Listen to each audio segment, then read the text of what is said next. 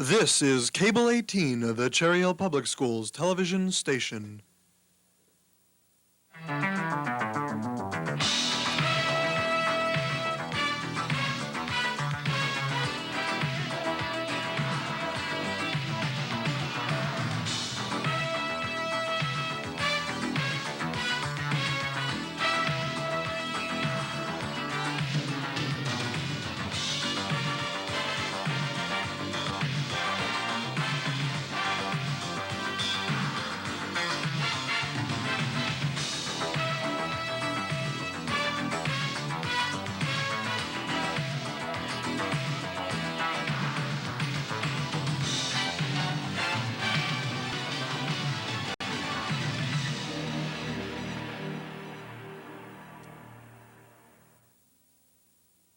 Good evening and welcome to West Report. I'm Darnella Kenton. And I'm Sandy Dorsey. The big story this week at West is the girls' tennis team, which last week closed out its season in championship form.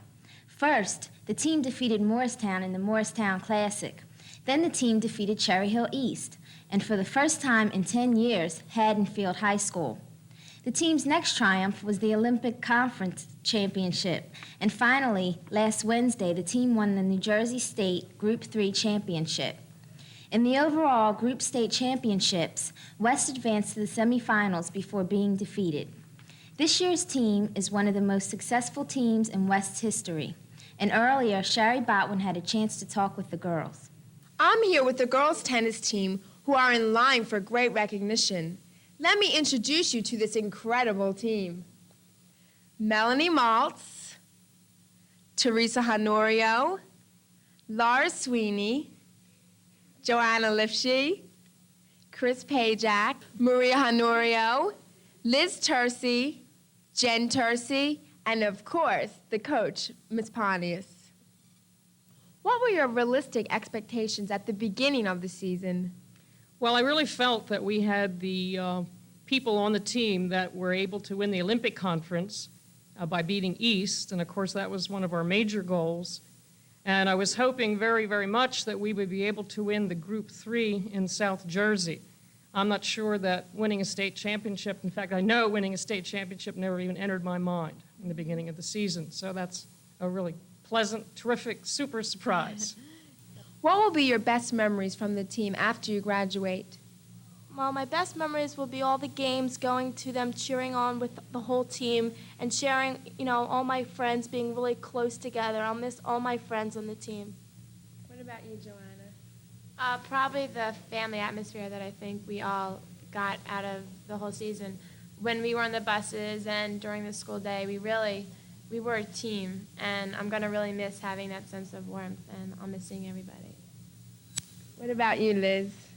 Well, I feel the same way as Joanna does, especially the bus rides and the food we shared and the songs and the songs we sung and everything. We had a great year, and this has to be the best team that I've ever been on, and I'm really going to miss that.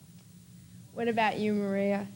Well, I think the whole team, the unity of the team, it was just everyone was like one big happy family, and that's mainly how I could remember it, and I will remember it when I go on. Well, thank you, girls, for being with us today, and congratulations on a great success. West's first blood drive of the school year took place this past Monday. Sherry Botwin reports. This Monday, November 2nd, West held its first blood drive of the year. In order to give blood, the students had to meet certain qualifications. They had to be 18 or 17 with parent permission. Also, they had to weigh at least 110 pounds. The blood drive is one of the most benefiting events West offers because the blood given by the students saves many lives. 67 students gave blood. The goal they wanted to meet was 50 students. Therefore, it was a great success. If you didn't give blood yesterday, you will have another opportunity in the spring to help save young people's lives. Last Friday was the grand opening of West New Student Center, which is the home of our student store and SAO, the Students Activities Organization, office. The center was designed by West student Ben Lissig, who was assisted by Mr. Younger of the Related Arts Department. The center is located in the cafeteria at the site of the old barn, which had to be torn down to meet state building codes.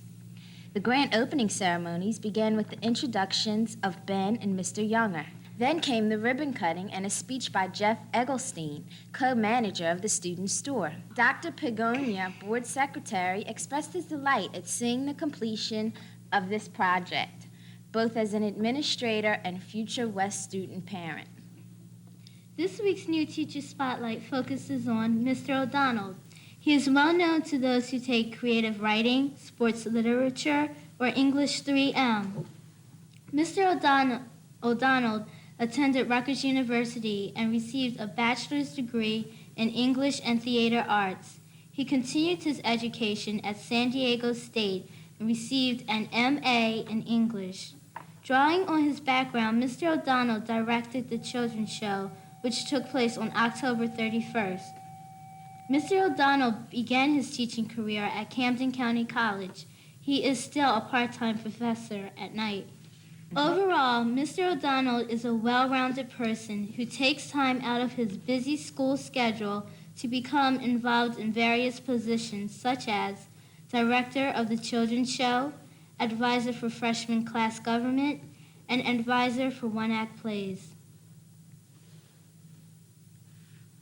In sports, Saturday, the Lions varsity football team crushed Edgewood 14-6. The Lions trailed 6-0 at halftime, but thanks to an inspirational pep talk by the coaches, the Lions came out roaring in the second half and scored their 2 winning touchdowns. This Friday, the Lions will play at Eastern at 7 o'clock. Last Saturday, our varsity soccer team won a nail-biter against Cumberland. This game was the first round of the coaches' tournament. At the end of the game and 2 overtime periods, the score was tied 1-1. This caused a shootout to be held, where the Lions scored 3 goals to Cumberland's none. Donald Murray had an outstanding game in goal for West and deserves much credit for the win. Last Thursday, the varsity field hockey team defeated Edgewood 1-0 to remain on top of the Olympic division. Saturday, the hockey team won their second game of the week against Overbrook 4-1. Tuesday, the team played in the first round of the state tournament here at West against Middle Township. We will have full details of the game next Wednesday. On Saturday, November 13th, West Home and School Association will hold its first flea market. Anyone interested in renting a table should contact the school. Stay tuned after junior high school news for the Cherry Hill Elementary School Halloween special, followed by the East-West Girls Gymnastic Meet. Thank you for watching the West Report. Please join us again next week at the same time. Good night. Good night.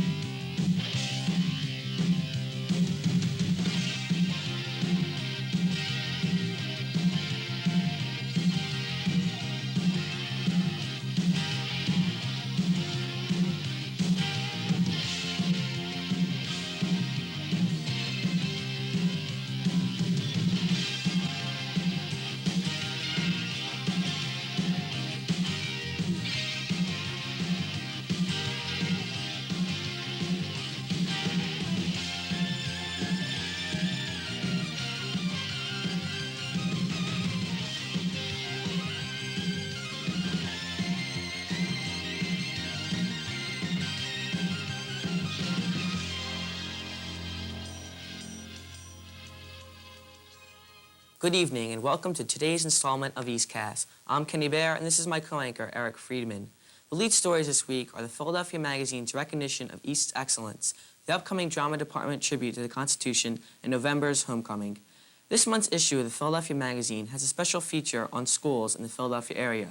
6 experts were asked to identify schools which are doing an excellent job of preparing students for college. Cable Club President John Kellerman spoke with Principal Mr. Anthony Cost about this recognition. Of the 39 schools featured in this month's Philadelphia Magazine, Cherry Hill East was honored to be highlighted as one of the 6.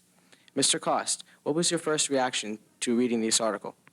I knew that an article would appear in the November issue of Philadelphia Magazine, but I didn't know what the content would be. I was very pleasantly surprised and very, very much honored on behalf of the school.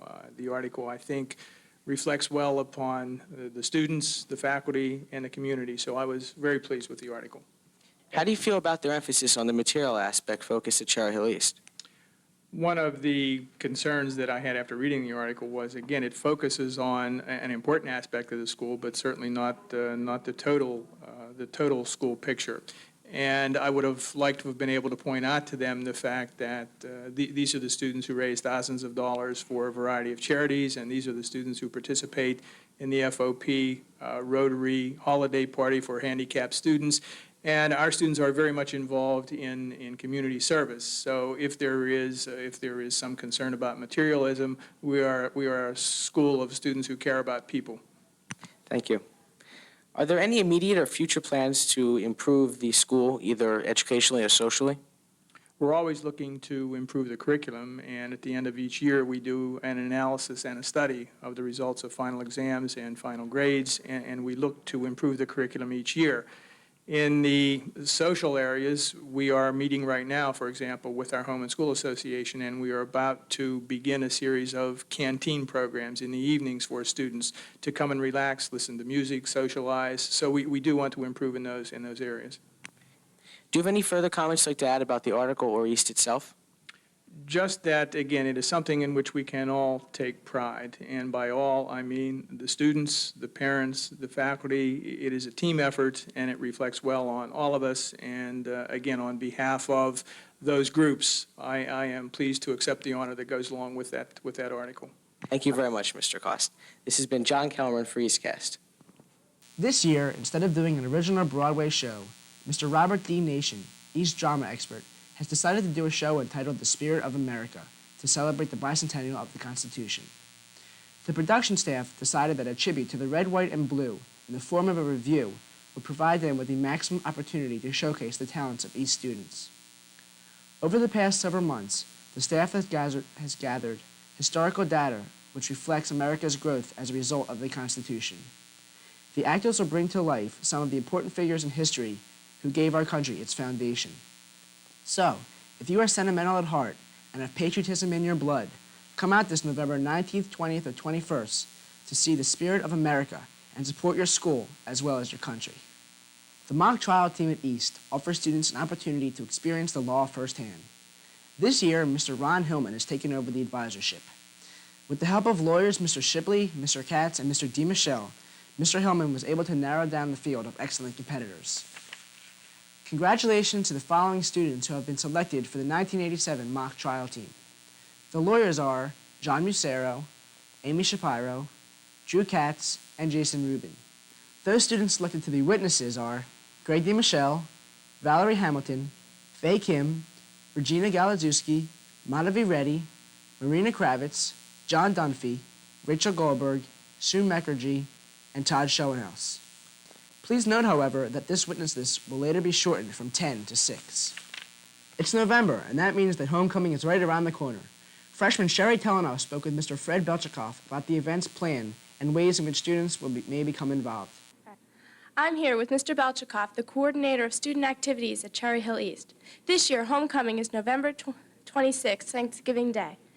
What is the schedule of events for pregame and halftime events?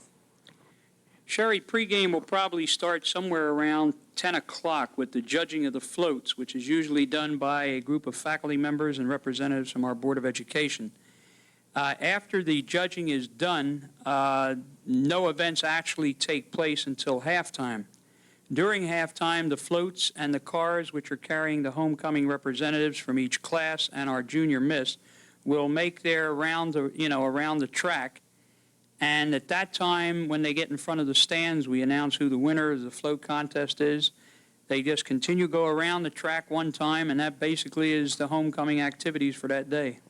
Okay, who is in charge of these activities? Throughout the year, student government has been in charge of it. I oversee it as coordinator of student activities along with Mr. Steele, and then our counterpart over at Cherry Hill West, Mrs. Banks and Mr. Schmidt. This year, it's West's home game, so they will be coordinating most of it, but we do the coordinating here at at the Cherry Hill East. How can an East student get involved in the homecoming festivities? Well, I would hope most students would want to get involved in homecoming activities by getting in touch with their class officers and decorating the float and being there that day and cheering the team on. Hopefully by that time we will know whether we've made the playoffs, and it should be a big game for us.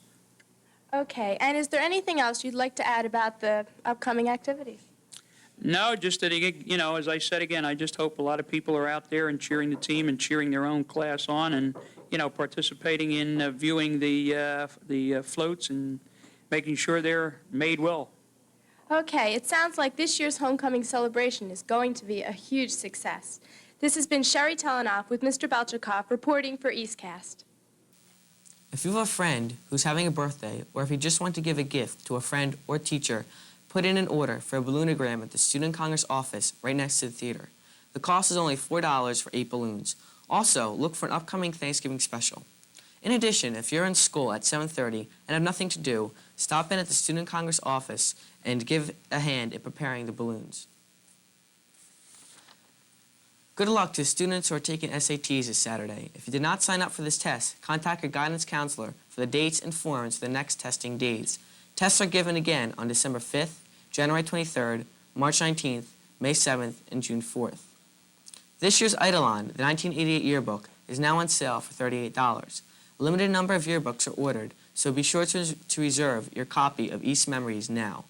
Checks for $38 or 2 installments are to be brought to the yearbook office in Cafeteria 1 during homeroom, 6th period, or after school. The Spanish Club has a new approach to meetings this year. Next Wednesday's meeting will be at Casa Lupita, so come out and discuss the club's planned events and enjoy an authentic Mexican meal.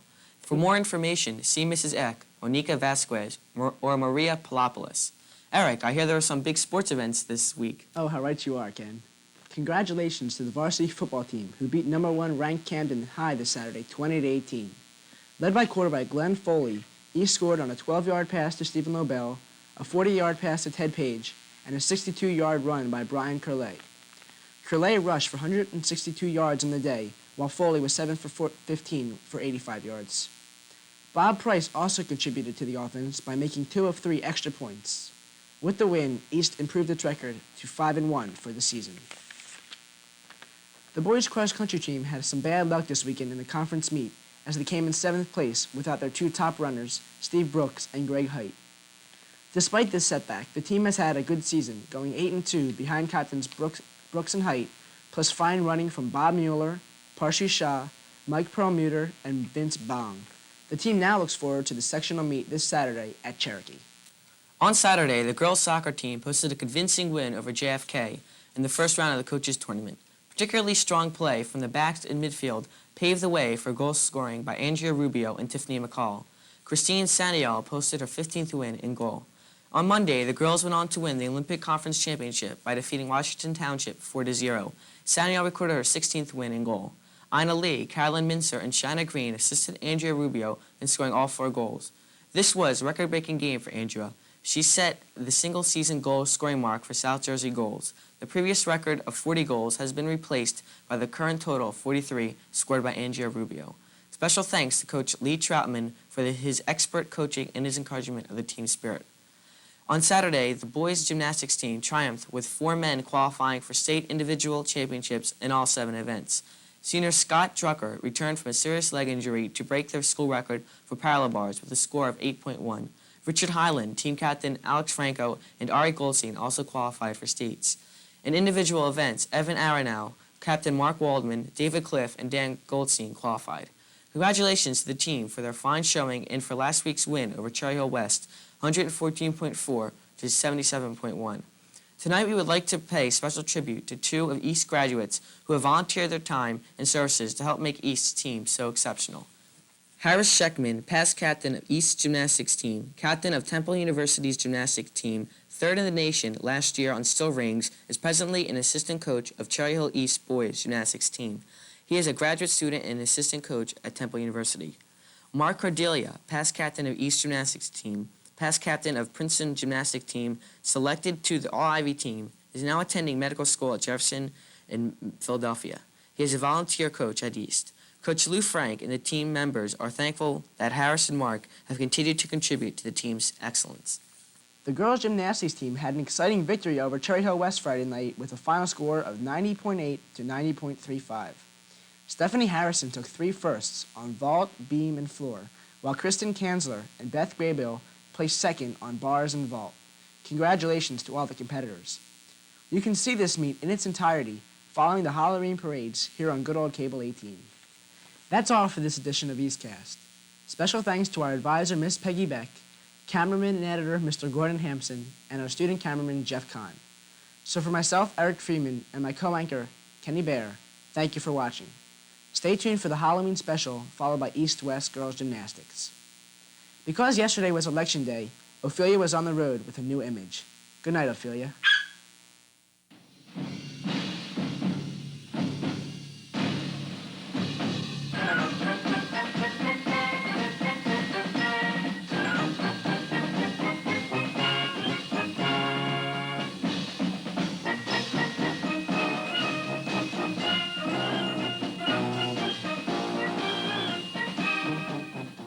In the spirit of this bicentennial year of the Constitution, I thought you may like to hear a few interesting facts that you may not have known about the U.S. presidency. Did you know that 1/2 of the U.S. presidents had been elected to a public office or had practiced law before they were 30? Did you know that George Washington had 14 white servants, 7 slaves, and a gilded chariot during his time as president? Did you know that the very first telephones in the White House were used by William McKinley's administration? You say education is important? Well, although 2/3 of the U.S. presidents had been college graduates, Andrew Jackson never had a single day of formal schooling. Here's a mind-boggling statistic. 7 presidents never once vetoed, among them Thomas Jefferson and John Quincy Adams. On the other extreme, Franklin Delano Roosevelt had 635 vetoes. One last word for you hopefuls who want to be president someday. You must be 35 years old, born to parents who are U.S. citizens, and have been a U.S. citizen yourself for 14 years or more. This has been Kim Cunning with the Constitutional Minute.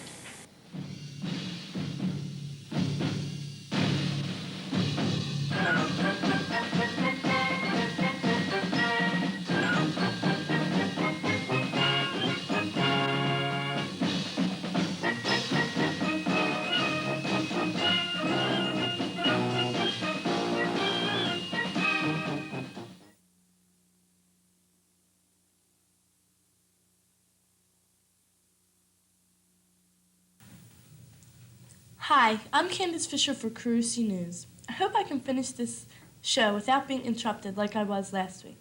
But that's okay, because it was a fun show. We hope you enjoyed it.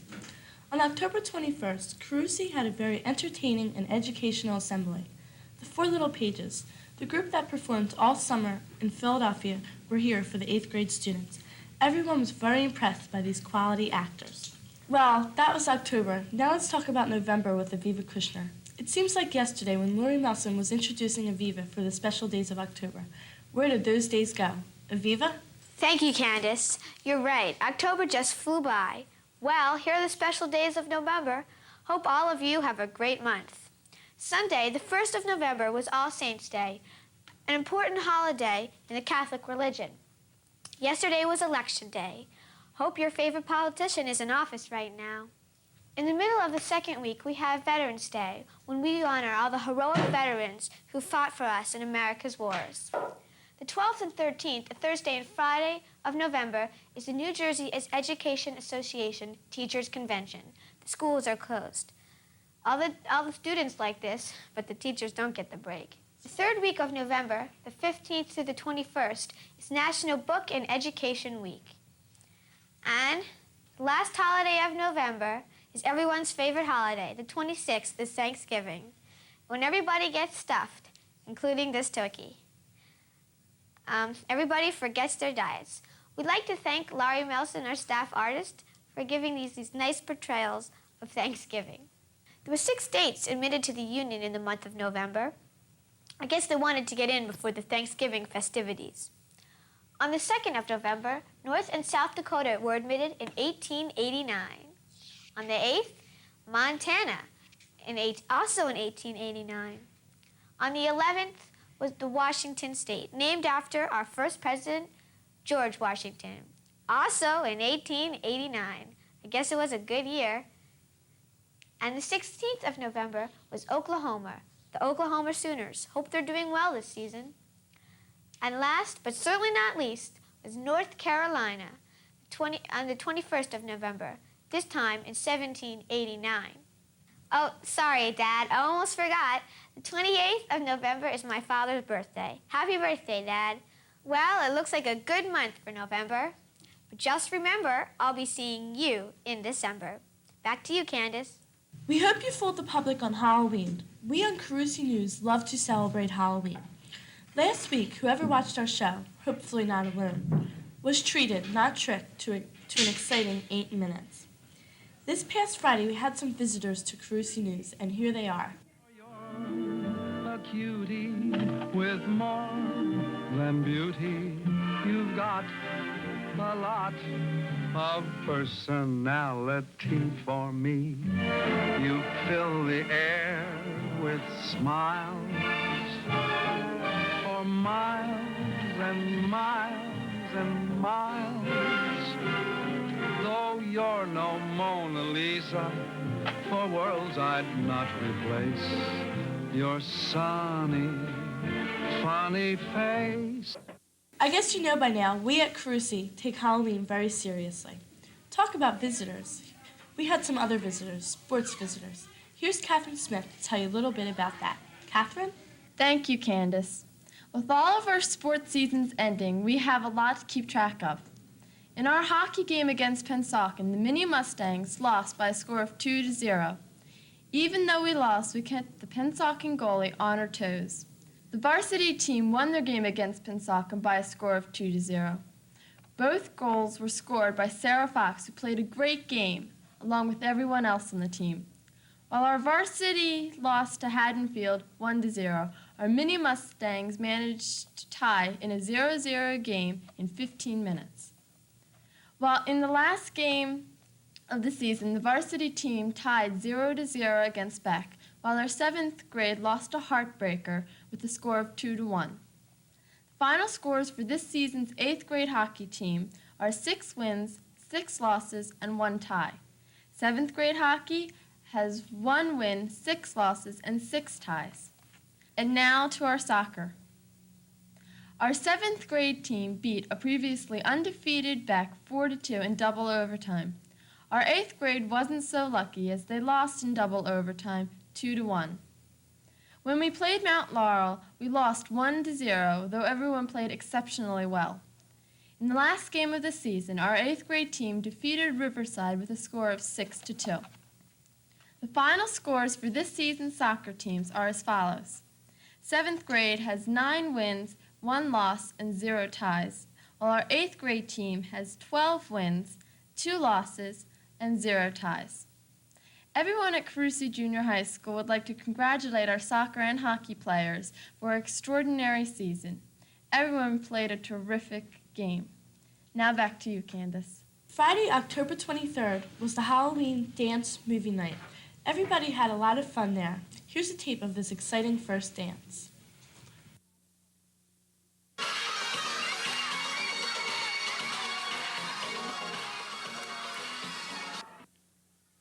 I'm at the first annual Carusi School Dance. With me are 2 students. What's your name? John Pepineri. And what's yours? Bill Ferrari.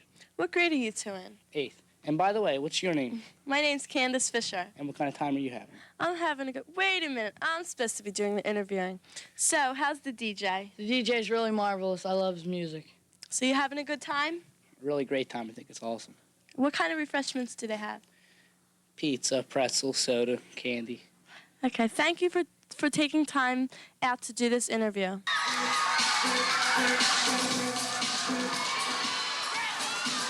And now, here's an excellent interview by Lori Melson. Thank you, Candace. Today we are pleased to have with us Mrs. Friedberg, one of our 2 new health and physical education teachers. Good evening, Mrs. Friedberg. Good evening. Hello. I'd like to start off by asking you a few things about your background. Do you live in this area, and where are you originally from? Yes, I've lived in this area approximately 15 years. I reside in Cherry Hill right now, and I'm originally from a little town in Pennsylvania called Bath. It's near Allentown, Pennsylvania. What are some of your hobbies and interests? My hobbies include a lot of sports. I like to play tennis and I like to go skiing, but I also like to do things with my hands. I like to sew, crochet, and knit, and I also like to read. I assume you're married. Do you have any children? Yes, I am married. I do have one little girl. She's 9 months old, and her name is Carlin. Do you plan on having any more? Well, this is an exclusive flash for you, Lori. We're expecting our second child in June. Well, congratulations. We're all so happy for you. Well, thank you very much. What college did you attend and what was your major? I attended East Stroudsburg University in the Poconos of Pennsylvania, and my major was health and physical education. What do you like most about being a gym teacher? Well, I like being outdoors, especially in the spring and fall, and I like being around physical activity and teaching students how to play different sports and teaching them various skills that they can continue to participate in throughout their lives. Well, you've been at Carusi for almost 2 months now. What are your impressions of it? I like being here very much. The students are very nice, teachers are very nice, the faculty, and everyone seems to be very cooperative. That's great. Is there anything you'd like to add? No, other than that, I'm enjoying this year very much, and I'm looking forward to being here next year also. Well, thank you very much, Mrs. Freeberg, and we wish you the best of luck in the future here at Carusi. Thank you. Thank you, Lori. I told you that would be an excellent interview. That was a complete surprise about Miss Friedberg expecting a baby. The school photographer will be here tomorrow to take candid shots of the field hockey and soccer teams. Also tomorrow, there will be a meeting in the cafe during enrichment with the Related Arts chairperson, Dr. Dempsey, about murals. Murals are paintings on the wall of our schools. Anybody who is interested in this may go. It's a day after the elections, and we'll see if the winner keeps their campaign promises. For everyone at Carusi News, I'm Candace Fisher. Good night. This is Cable 18, the Cherry Hill Public Schools television station.